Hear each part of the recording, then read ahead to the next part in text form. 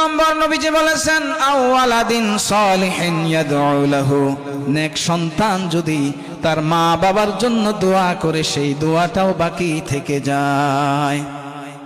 তাহলে এখন থেকে আজকে থেকে একটা প্রতিজ্ঞা করামু, একবারে ছোট প্রতিজ্ঞা কোন তো, যে আজকে থেকে প্রত্যেক দিন একটা করে কোরআন খতম দিমু আর মা বাবার নামে ওইটার দোয়া করে দিমু। হাত উঠান, এই যে হাত উঠাইছে দেখেন, একটা করে কোরআন খতম দিমু ডেলি ডেলি। বুঝছেন তো কথাটা? একটা করে কোরআন ডেলি খতম দিমু। খতম দেওয়া বুঝছেন? 30টে পারা কোরআন শরীফের মধ্যে। কয়টা পারা? কোরআন শরীফের 30 পারা। বুঝছেন ঘটনাটা? খতম দিতে কতদিন লাগে জানেন? এটা হাবের সাপ করেই তো মোটামুটি 10 ঘন্টা সময় লাগে।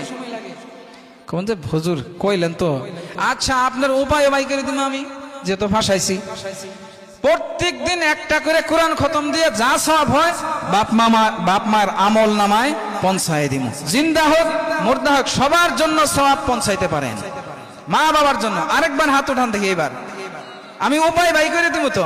মা বাবার জন্য প্রত্যেক দিন একটা করে কোরআন খতম আর তার সওয়াব মা বাবার আমল নামায় পৌঁছায় দেবে ইনশাআল্লাহ। যাইকে সবাই মা বাবার আশিক আছে। তাহলে আল্লাহর নবী বলেন, কোন ব্যক্তি যদি 3 বার কুল হু সূরা পড়ে সেই ব্যক্তিকে একটা কোরআন শরীফ খতম দেওয়ার সওয়াব দেওয়া হয়। বলেন সুবহানাল্লাহ। 3 বার কুল হু সূরা পড়তে পারবেন না? 3 বার কুল হু সূরা পড়বেন, যা সওয়াব হয় আল্লাহ তাআলা আমার মা বাবার আমল নামায় পৌঁছিয়ে দেখ, হয়ে গেল সওয়াব।